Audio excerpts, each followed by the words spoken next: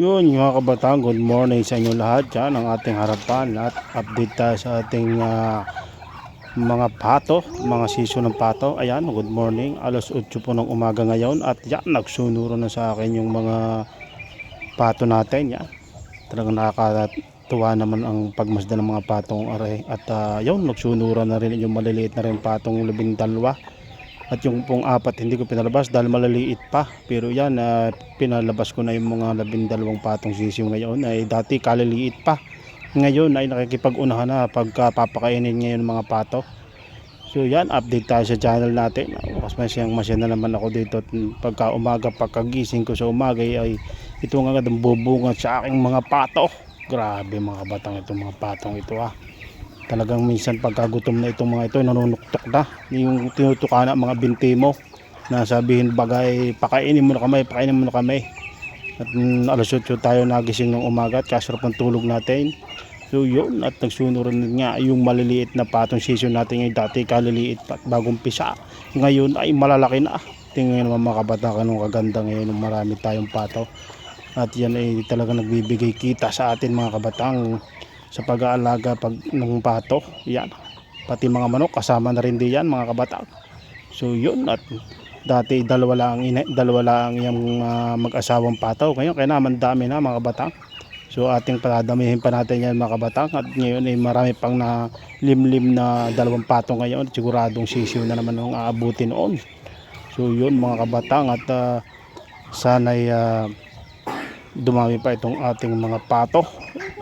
Yan, busugan na sila at pinatuka ko yan mga mais mga kabatang. Yun, at yung bagong limlim lumabas na katulog na. Yun, at kagandang pagmasdan mga kabatang dahil nga may kinikita tayo sa pato. Nakakatuwa naman dahil itong mga patong ito mga kabatang ay parang sa Taiwan na mahal po mga patong ganyan mga kabatang. So yun, at kagandang pagmasdan pag ganito. Yun mga kabatang, musta po kayo? Sana tuloy nyo ang panonood ng vlog natin dito sa pag-aalaga ng pato at sa buhay probinsya. Alright mga kabatang, yun alas 10 na ng umaga ngayon mga kabatang. So nagkuha po ako dito ng kahoy. Daan ko naputol na kahoy mga kabatang. Yan, dagdagan natin yung kahoy para kasi sayang init. Yan o, mga update sa mga pato. Yan o, mga busugan sila. Yan o, yan o, busugan sila mga kabatang. Yan ba, sa tungo-tungo na dito. Yan, sa kalat-kalat na siya. Yan. Alright, magkuha tayo ng kahoy. Ayusin ko lang. Yun nga mga kabatang, yan, at ating inaayos na yung pinutol natin mga pato kanina. At madami akong naputol na yan. Yun, maganda yung ngayong umagang ito at talagang mainit na mainit ang panahon. So habang mainit ang panahon ay ating aayusin itong pagsasalansan itong mga pinutol nating mga kahoy, mga paklang yun ng nyug yan.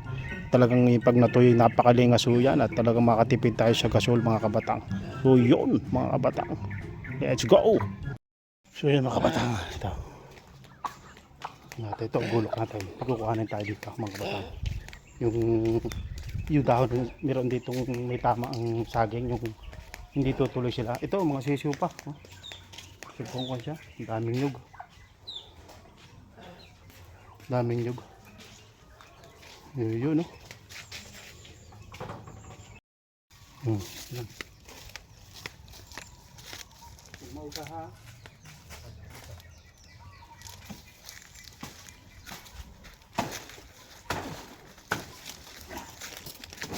Kaya ito mga kabatang, itong ating papakain sa pato. Yun o, ubos ng pato yan. Ubos yung pato. Papa, pato. Magbabasa na ng pato. Kakain na. Huwag mauga. Tutukan ko din Dalam ko din Tutukan mo ko dito. Huwag mauga ha.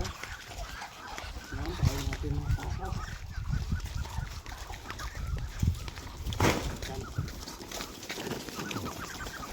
Yan na. Unahan sila Unahan sila mga kabatang Ubos yan, pati puno ng saging ubos yan. Muko ng pato. Damo, dahon ng saging yan, yung mga puno ng saging na yan, ito mga makabatang. Kain lahat yan, walang titira yan. Yung sisiw, babago pang nalapit to. Yun o. Yun o. Yung mga sisiw o. Pila-pila sila o, sama-sama sila. 12 yan mga kabatang, 12. Ano naman yun, kinakain kaya ng mga yaw no? Sanay sa page kasi kaya ang bilis lumaki page yung pinakain ko dyan. Minsan mga kabatang ito, mga patong ito, minsan ay nag-aaway-aaway sila kasi yung lalaki, yung kulay itim na yan. Yung kulay itim ang lalaki yan mga kabatang yan. Tapos yung inahin ay anim ang inahin, tapos yan nag-aaway-aaway sila. Minsan yung mga inahin nag-aaway talaga sila. Yung pag nag-aaway mga kabatang yan, yung pinapagaspas yung mga pakpak, labo-labo sila. Talagang nag-aaway sila, parang pinag-aagawan yung lalaking pataw. Yan. Para ding mga tao din. Kasi nga iisa yung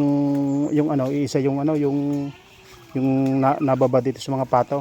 Itong mga patong mga itim na ito, mga bata pa to pero malalaki na siya.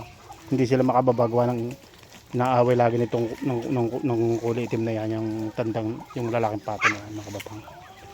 So yun. Grabe yun. Ano saan? Yun, sa mga ayun, kasama yan siya, nagpapatukan ng pato, yan. Siya nagpapatuka lagi. Pagka umaga, naunahan akong magpatukan itong patong ito ng pato.